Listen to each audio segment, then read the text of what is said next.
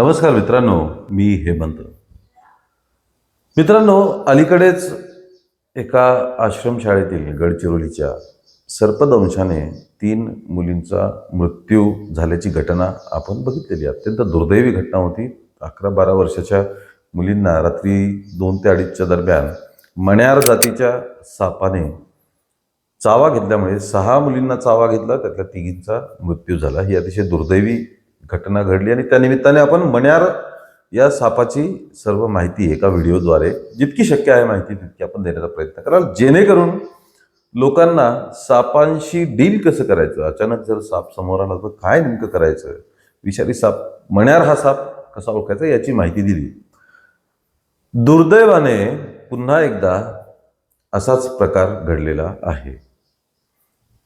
अकोल्यातील एका गावात हा प्रकार घडलेला आहे. पुन्हा एकदा एका आश्रमशाळेत शिकत असणाऱ्या एका मुलीला विषारी सापाने चावा घेतल्यामुळे त्या मुलीचा दुर्दैवी मृत्यू झालेला आहे.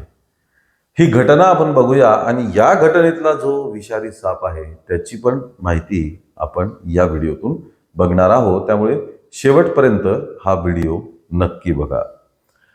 आता ह्या व्हिडिओमध्ये बार्शी टाकळी, अकोल्यातील बार्शी टाकळी तालुक्यातील चेलका तांडा इथली ही मुलगी आहे. मुलीचं नाव दिव्या गजानन राठोड. दिव्या गजानन राठोड ही 16 वर्षांची मुलगी, नुकतीच 10वीची परीक्षा झालेली आणि रिझल्ट लागून ती 80% मार्कांनी पास झालेली. गरीब शेतमजूर कुटुंबातली मुलगी, अत्यंत हुशार मुलगी, 80% घेऊन 10वी पास झाल्यामुळे तिने 11वीसाठी विज्ञान शाखेत प्रवेश घेतला आणि जवळच्याच एका आश्रमशाळेत तिला प्रवेश मिळाला. आश्रमशाळेत प्रवेश झाला. 11वी सायन्सला ती मुलगी गेली आणि मग पुढे तिची शैक्षणिक वाटचाल सुरू होती. अलीकडेच ती आपल्या गावी आपल्या आईवडिलांकडे आलेली होती. ही मुलगी आपल्या शेतातून आईवडिलांकडे चाललेली होती. सोयाबीनचं शेत होतं. सोयाबीनच्या शेतातून जाता जाता त्या शेतात बसलेला साप तिला दिसला नाही, ओळखू आला नाही. त्याच्यावरती तिचा पाय पडला. पाय पडल्यानंतर कडाडून या सापाने तिच्या पायाला चावा घेतला. चावा घेतल्यानंतर तिला प्रचंड वेदना होऊ लागल्या. वेदना झाल्यामुळे ती ओरडू लागली, वेदनेने विवळू लागली. तर आजूबाजूच्या शेतात जे लोक होते ते धावले तिच्याकडे आणि त्यांनी तिला बघितलं तर तिला अत्यंत वेदना होत होत्या.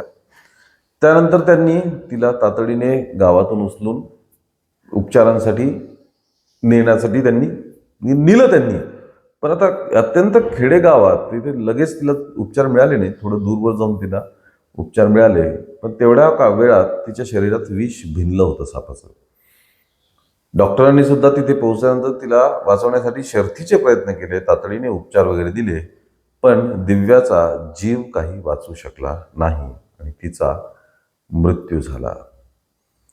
आधी गडचिरोलीतल्या 3 मुलींचा मृत्यू, आता ह्या दिव्याचा मृत्यू सर्पदंशामुळे लहान मुलींच्या या 2 घटना पाठोपाठ घडलेल्या असल्यामुळे सापांच्या बाबतीत आता भीती निर्माण होत आहे. अर्थात वाटणारही, कारण सापाने चावा घेतल्यानंतर जर तो विषारी साप असेल तर भयंकर परिस्थिती कठीण होऊन बसते. आता या घटनेत जो साप होता त्या सापाचं नाव आहे, महाराष्ट्रात त्याला म्हणतात घोणस, ज्याला इंग्रजीत नाव आहे रसल्स वायपर. महाराष्ट्रात साधारणपणे 4 विषारी सापांच्या जाती सापडतात, त्यापैकी एक घोणस. घोणस सुद्धा अत्यंत विषारी साप आहे. घोणस हा मोठ्या प्रमाणात भारतात आढळला जातो. भारतात जम्मू काश्मीरचा भाग सोडला तर बाकी भारतात घोणस आढळण्याचं प्रमाण मोठं आहे. हा काही दुर्मिळ प्रजातीतला साप नाही. याचं प्रमाण आपल्या देशात, महाराष्ट्रात सुद्धा भरपूर आहे. साधारणपणे जंगली भाग, शेत, घनदाट जंगल वगैरे अशा ठिकाणी हा साप आपल्याला जास्त प्रमाणात आढळून येतो. घोणस हा साप जर त्याचं ओळख त्याची पटेल तर त्याचं दिसणं ही त्याची ओळख आहे. एक तर हा साप करड्या तपकिरी रंगाचा असतो आणि त्याच्या पाठीवरती साखळीसारखी डिझाईन असते. करड्या तपकिरी रंगाचा साप आणि तपकिरी रंगाची साखळीसारखी डिझाईन असते. आम्ही तुम्हाला फोटोमध्ये दाखवतो, नीट हा फोटो बघून घ्या. या डिझाईनमुळे आणि त्याच्या रंगामुळे हा साप पालापाचोळ्यात, कचऱ्यात, झाडीत अगदी सहज लपून बसू शकतो. पटकन दिसून येत नाही, पटकन ओळखू येत नाही.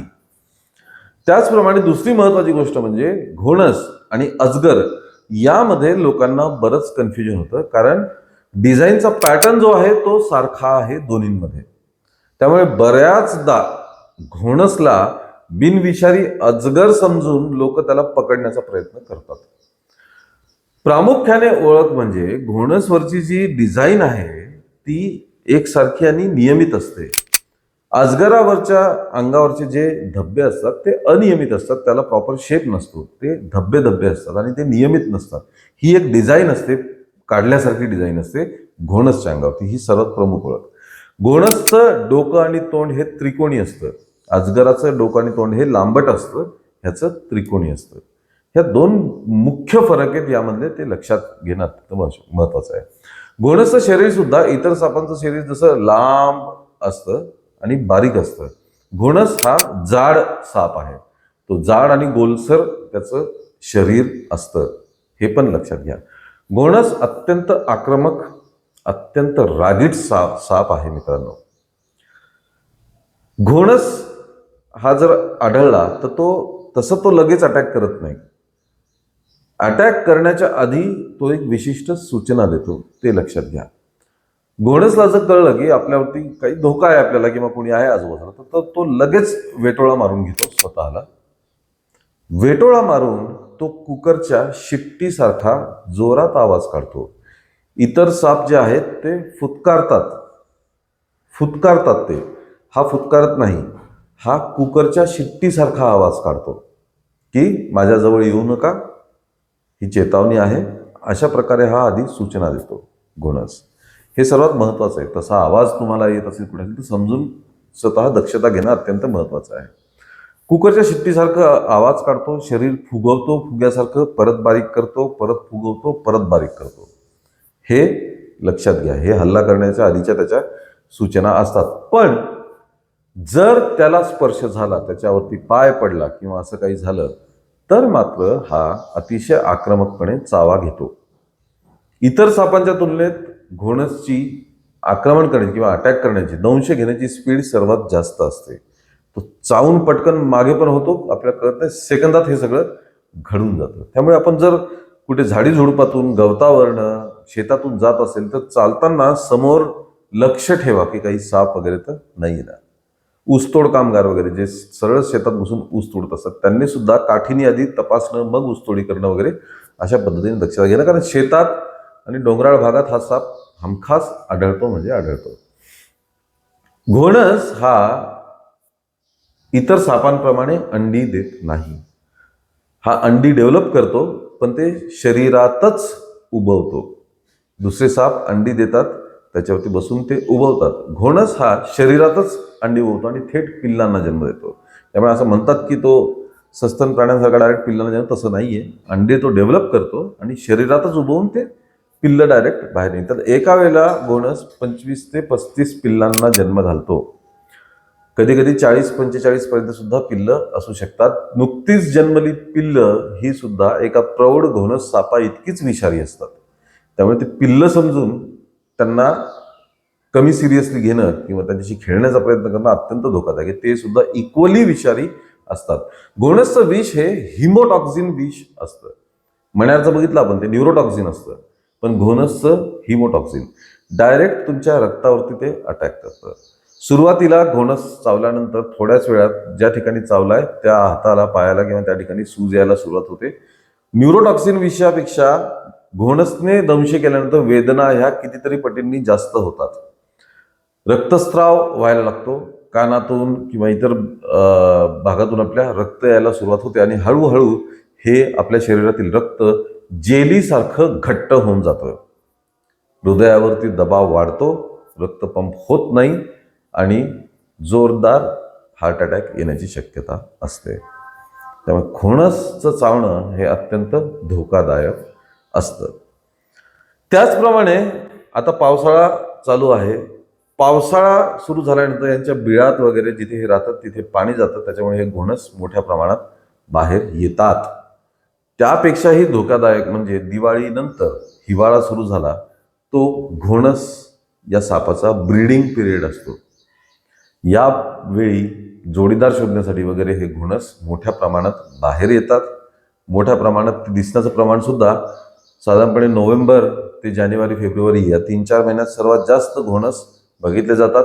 सर्वात जास्त घोणसचे दंश होण्याचे प्रमाण सुद्धा याच काळात असल्याचे दिसून येतात. त्यामुळे आता पावसामुळे ते बाहेर येतात आणि नंतर ब्रीडिंग सीझन असल्यामुळे जोडीदार शोधण्यासाठी, पिल्लं देण्यासाठी वगैरे ते बाहेर येतात. त्यामुळे ह्या काळात अतिशय जास्त दक्षता घेणं आवश्यक आहे. काही ठिकाणी घोणस हे जर आपल्या घराच्या बाहेरचे शू स्टँड वगैरे असतं बुटांचं, त्या बुटाच्या आत त्याची पिल्लं बघितल्या गेलेली आहेत. गाडीच्या बंपरमध्ये किंवा याच्यामध्ये सुद्धा घोणस आढळलेले आहेत. तुमच्या घराच्या आजूबाजूला जर डोंगराळ भाग असेल, झाडी झुडपं दाट असतील तर विशेष काळजी घेणं हे आवश्यक आहे. बाथरूमच्या जाळ्या नीट पक्क्या बसवलेल्या असाव्यात, कारण बाथरूमच्या पाईपमधनं सुद्धा घोणस बाथरूमपर्यंत पोहोचतात. अत्यंत विषारी साप, त्याला समोर आला तुमच्या तर त्याला एकटं सोडून सर्पमित्राला ताबडतोब कॉन्टॅक्ट करा, त्यांना बोलवा. स्वतः घोणसला पकडण्याची चूक कदापि करू नये. नुसत्या हातांनी घोणस पकडता येत नाही. अतिशय वेगाने तो अटॅक करतो, अतिशय वेगाने दंश करतो. त्याला पकडण्यासाठी त्यांची सर्पमित्राची जी स्टिक असते तिचाच वापर करावा लागतो. साध्या हातांनी घोणस पकडण्याचा प्रयत्न कोणीही करू नये. त्यामुळे मित्रांनो, हा एक दुर्दैवी प्रकार परत एकदा घडलेला आहे. या अशा व्हिडिओतनं आम्ही तुम्हाला अलर्ट करण्याची किंवा साप दिसल्यावर काय करायची, सापाला ओळखायचं कसं. घोणसच्या बाबतीत अजून एक गोष्ट आहे की घोणस आपले विषाचे दात हे तोंडामध्ये फोल्ड करू शकतो. त्यामुळे कधी कधी घोणस जेव्हा चावतो, तो फक्त चावतो अशी माहिती आहे. तो फक्त चावतो, विष सोडत नाही. याला ड्राय बाईट किंवा असं काहीतरी म्हटलं जातं. पण तरी सुद्धा शेवटी साप आहे, जहाल विषारी साप आहे. या सापापासून स्वतःला संरक्षित ठेवणं अत्यंत महत्त्वाचं आहे. सर्पमित्रांना बोलवा, ते बरोबर सापाला व्यवस्थित पकडून सुरक्षित ठिकाणी त्याला नेऊन रिलीज सुद्धा करत असतात. मित्रांनो, तुम्ही सुद्धा कधी साप बघितला असेल, सापाबद्दल तुम्हाला काही माहिती असेल तर कमेंटमध्ये जरूर कळवा, कारण सर्व लोकांच्या ते उपयोगाची माहिती असणार आहे. या व्हिडिओला लाईक आणि शेअर करा आणि प्लीज ताबडतोब आमच्या चॅनलला सबस्क्राईब करा. धन्यवाद.